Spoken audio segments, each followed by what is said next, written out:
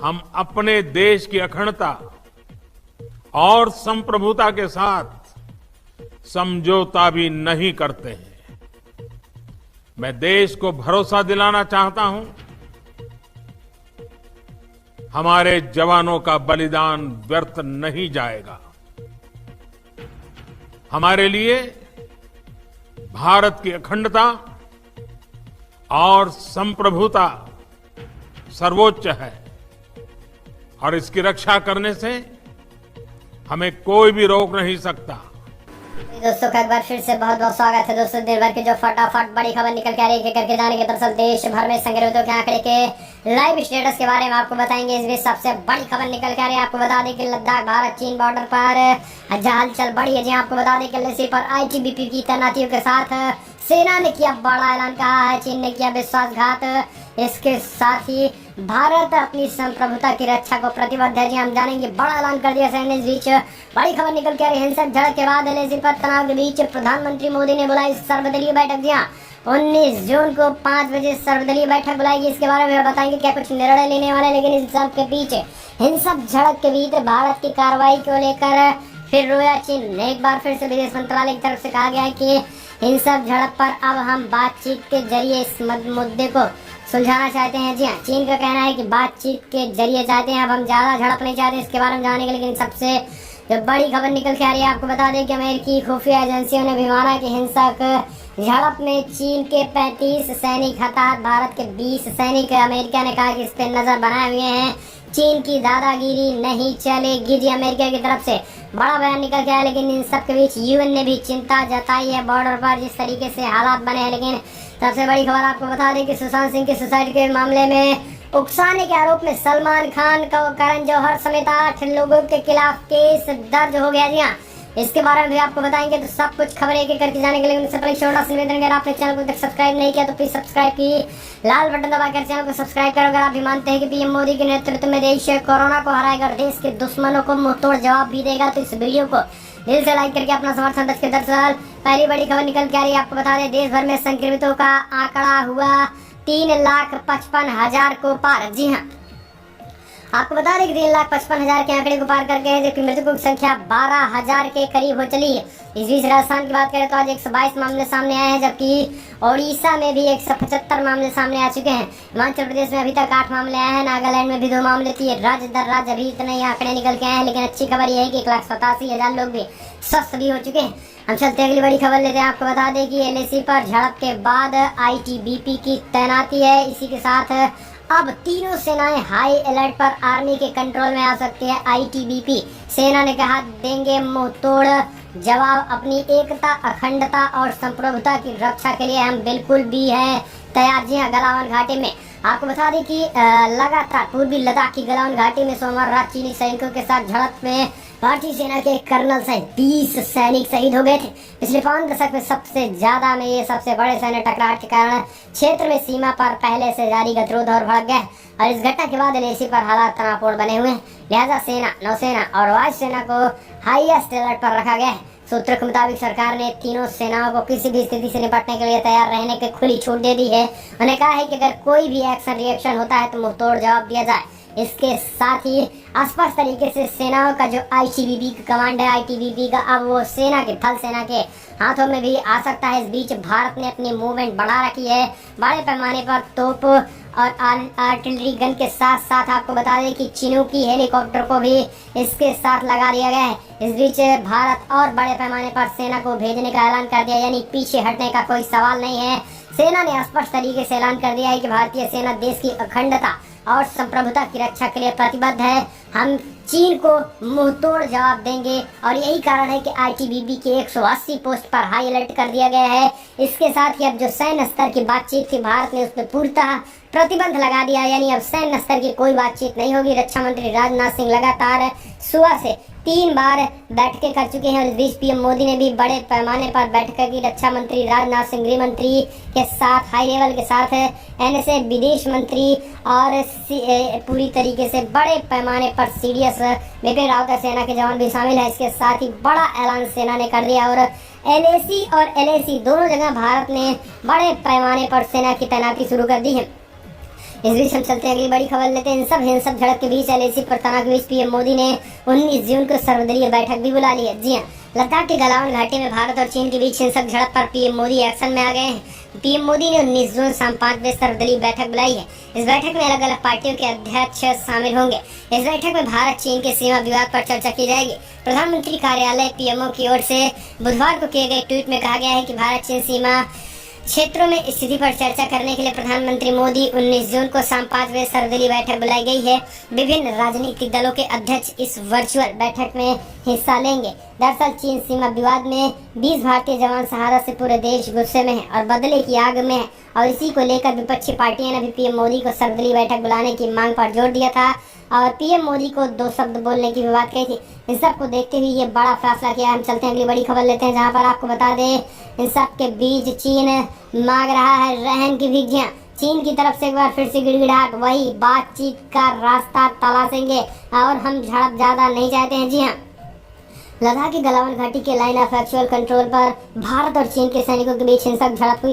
इस झड़प पर चीनी विदेश मंत्रालय के प्रवक्ता झाओ लिनियन ने कहा है कि गलावन घाटी क्षेत्र की संप्रभुता हमेशा चीन से संबंधित रही है। चीन नहीं चाहता है कि आगे किसी तरीके की झड़प हो। चीनी विदेश मंत्रालय के प्रवक्ता झांसो लीजियन ने कहा है कि गलावन घाटी क्षेत्र की संप्रभुता को हम बनाए रखेंगे और एकता अखंडता को किसी की भी देश के हम आंच नहीं आने देंगे। इसलिए भारत से हम चाहते हैं कि अब और टकराहट ना करें और जिस तरीके से झड़प है इसको हम बढ़ाने के पक्ष में नहीं है। तो ये चीन की बातें निकल के आ रही है, लेकिन दूसरी तरफ दोगले चीन की चाल रात में दिखाई देती है जब वो रात में इस तरीके की हरकत करता है। फिलहाल हम चलते अगली बड़ी खबर लेते हैं। बिग ब्रेकिंग निकल के आ रही है, जहां पर आपको बता दें कि सुशांत सिंह को सुसाइड के लिए उकसाने के आरोप में सलमान खान समेत 8 के खिलाफ केस दर्ज हैं। आपको बता दें कि बॉलीवुड के उभरते हुए सुपरस्टार सुशांत सिंह राजपूत की आत्महत्या का मामला तोल पकड़ने लगा है। अब इस घटना में जहां बॉलीवुड के कई स्टार्स के खिलाफ पटना में विरोध प्रदर्शन हुआ, तो वहीं आत्महत्या के इस मामले में बिहार के ही मुजफ्फरपुर में बॉलीवुड के सलमान खान समेत 8 फिल्मी हस्ती पर केस दर्ज किए गए। जानकारी के मुताबिक मुजफ्फरपुर के सीजीएम कोर्ट में सलमान खान के अलावा करण जौहर, एकता कपूर, संजय लीला भंसाली, आदित्य चोपड़ा, साजिद नाडियावाला के खिलाफ केस दर्ज कर लिया गया है। इन सभी पर सुशांत सिंह राजपूत को आत्महत्या के लिए मजबूर करने का आरोप लगाया गया है। बिहार के मुजफ्फरपुर में ये केस सुधीर ओझा ने दर्ज कराया है। तो क्या आप भी मानते हैं कि क्या वाकई में इन्हीं लोगों द्वारा ये किया गया? आपको बता दें कि इन पे आईपीसी की धारा 306, 109, 504 और 506 के तहत मुकदमा दर्ज कर लिया गया है। तो ये एक बड़ी खबर निकल के आ रही है। हम चलते हैं अगली बड़ी खबर लेते हैं। आपको बता दें भारत चीन विवाद पर अमेरिका बोला हम बनाए हुए हैं नजर, यूएन ने भी जताई चिंता। जी हाँ, आपको बता दें कि भारत और चीन के बीच गलावन घाटी हिंसक झड़प पर पूरी दुनिया की नजर है। इस झड़प में भारत के 20 जवान शहीद हो गए हैं, जबकि चीन को भी बड़ा नुकसान हुआ है। अमेरिका भी भारत और चीन के बीच जारी इस तनाव पर नजर बनाए हुए है। अमेरिकी विदेश मंत्रालय के एक अधिकारी का कहना है कि भारत चीन के बीच एलएसी पर जो भी चल रहा है उस पर अमेरिका की पूरी नजर है। अमेरिकी विदेश मंत्रालय के अधिकारी ने इंडिया टुडे को कहा है कि भारत की सेना ने 20 जवानों के शहीद होने की पुष्टि की है। उनके परिवारों के प्रति संवेदना है।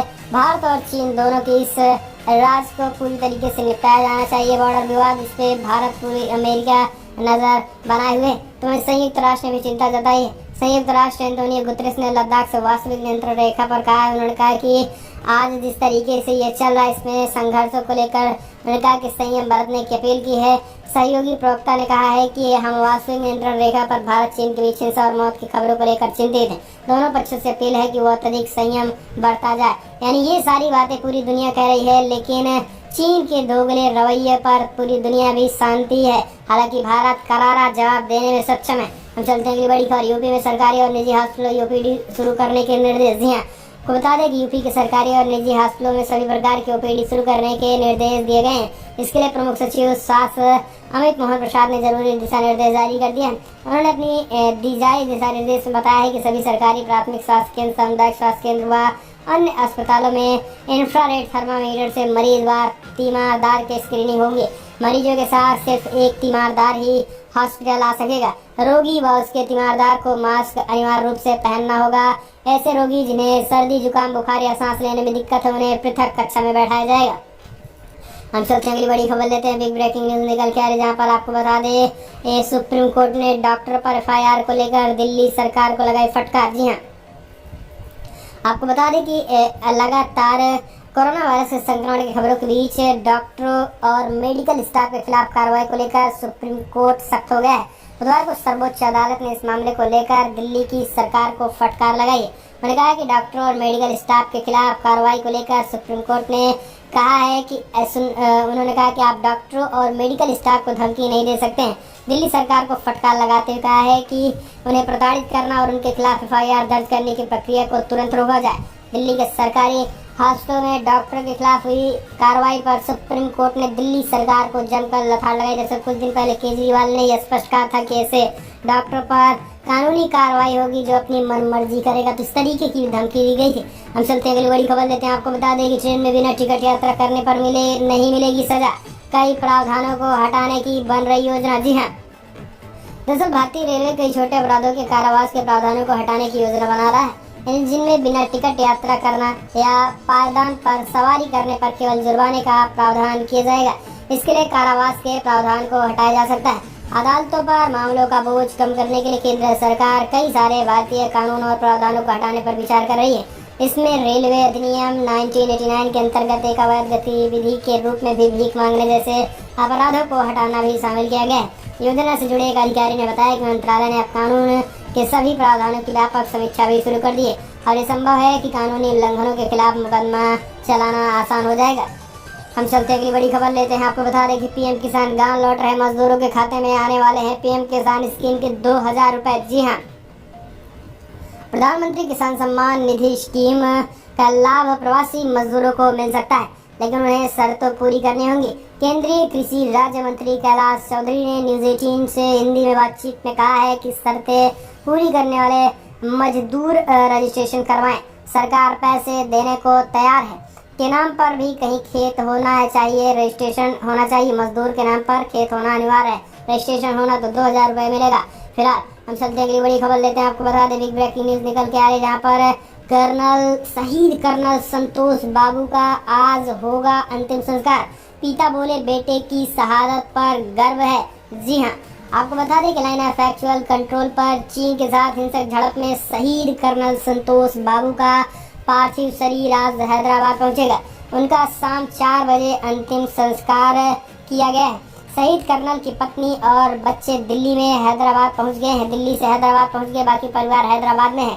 शहीद कर्नल संतोष बाबू के पिता बी उपेंद्र ने कहा है कि वो केवल 37 साल का था, उसके सामने एक सुनहरा भविष्य था। बतौर पिता मैं दुखी हूँ, लेकिन एक भारतीय नागरिक और सैनिक फैमिली का हिस्सा होने के कारण मुझे अपने बेटे पर गर्व है। शहीद कर्नल बाबू हमेशा आपको बता दें कि वो एक पोस्टिंग फील्ड पर जॉब पर थे, तो ये अपने आप में बड़ी खबर है। 1 लाइक तो बनता है ये कर्नल साहब के लिए। इसके साथ ही 20 जवान सैनिकों के लिए शहादत जिन्होंने दिया है देश की सेवा में, उनके लिए 1 लाइक बनता है। कमेंट के माध्यम से जय हिंद लिखना मत भूलिएगा दोस्तों। हम चलते हैं अगली बड़ी खबर लेते हैं। आपको बता दें कि दुनिया भर में जो आंकड़े निकल के आ रहे हैं, अब तक लगभग 69 लाख के आंकड़े को पार कर गया। जी हाँ, 69,41,000 कन्फर्म केसेस, तो वहीं 4,34,000 के करीब लोगों की मौत हो गई है। यूनाइटेड स्टेट में 21,80,000 के करीब कन्फर्म केसेस, तो वहीं 1,18,700 के करीब लोगों की मौत हो गई है।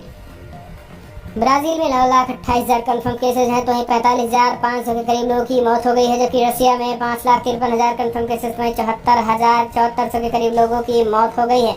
इस बीच इंडिया में भी 3,54,000 कन्फर्म केसेज, तो वहीं 12,000 के करीब लोगों की मौत का आंकड़ा पहुंच चुका है। यूनाइटेड किंगडम में 2,98,000 कन्फर्म केसेज थे, 42,000 के करीब लोगों की मौत हो चुकी है। तो ये दुनिया भर का आंकड़ा फिलहाल। हम चलते हैं अगली बड़ी खबर लेते हैं। आपको बता दें बिग ब्रेकिंग न्यूज निकल के आ रहे हैं, जहाँ पर अमेरिका खुफिया एजेंसी ने भी माना हिंसक झड़प में 35 सैनिक हुए हैं हताहत। जी हाँ, चीन के लद्दाख गलवान वैली में चीन और भारत के बीच सैनिकों के बीच हिंसक झड़प में भारत और चीन के बीच 20 सैनिक शहीद हो गए। हालांकि चीन अब उनकी तरफ से नुकसान की अधिकारी कुछ नहीं कर रहा है। हालांकि चीन कभी ऐसा नहीं करता है, क्योंकि वहाँ में सेना का कोई महत्व ही नहीं है। एक नौकर की तरह काम कराया जाता है, मरने के बाद गटर में डाल दिया जाता है। लेकिन भारत में जिस तरीके से मान सम्मान भी होता है, यही कारण है कि यहाँ पे हम किसी एक सैनिक के मारे जाने पे भी उनकी डेड बॉडी को छुपा नहीं सकते। लेकिन चीन में ऐसे अगर सैकड़ों मर जाएं तो भी पता नहीं चलेगा कि चीन के सैकड़ों सैनिक मारे गए हैं। तो तो ये है चीन का कानून। हालांकि अमेरिका ने स्पष्ट किया है कि इसमें 43 सैनिक हताहत हुए हैं। कुछ सैनिक चीन के भी मारे जाने की खबर है, कुछ के गंभीर रूप से। फिलहाल हम चलते हैं अगली बड़ी खबर लेते हैं। आपको बता दें कि प्रधानमंत्री मोदी आज 15 राज्य केंद्र शासित प्रदेश के मुख्यमंत्रियों के साथ बैठक कर रहे हैं। ममता बनर्जी नहीं हुई शामिल। जी हाँ, आपको बता दें कि देश में एक तरफ लद्दाख सीमा तो बॉर्डर चल ही रहा है, लेकिन कोविड-19 से भी देश जूझ रहा है। ऐसे में संकट पर प्रधानमंत्री मोदी मुख्यमंत्रियों के साथ आज यानी शनिवार को भी दूसरे चरण की मीटिंग कर रहे हैं। हालांकि इस मीटिंग में पश्चिम बंगाल के मुख्यमंत्री ममता बनर्जी हिस्सा नहीं ली हैं। इस बैठक में वीडियो कॉन्फ्रेंसिंग के जरिए होने वाली है और यहाँ पर ममता बनर्जी ने एक बार फिर से पीएम मोदी के साथ बैठक में भाग लेने से इनकार किया है। ऐसे में ये पश्चिम बंगाल की जनता के साथ ही छल है। बंगाल की जनता को भी इस बात का समझना पड़ेगा। बाकी सभी मुख्यमंत्री ने पीएम मोदी के ज्वाइन किया है। इसके साथ ही लोग अपनी अपनी बात रख सकेंगे। इसके आधार पर कोविड-19 से भी निपटने का पीएम मोदी फार्मूला बताएंगे। तो चारों तरफ से प्रधानमंत्री मोदी एक्टिव हैं। फिलहाल बड़ी खबर में इतना, लेकिन अगर आपको वीडियो पसंद आया तो लाइक करें, शेयर करें, कमेंट के माध्यम से अपनी राय देना ना भूलें। और अगर आप भी मानते हैं कि पीएम मोदी चीन को करारा जवाब मिलेगा भारत से, तो वीडियो को लाइक कीजिए। फिलहाल इस वीडियो में इतना ही। जय हिंद, वंदे मातरम।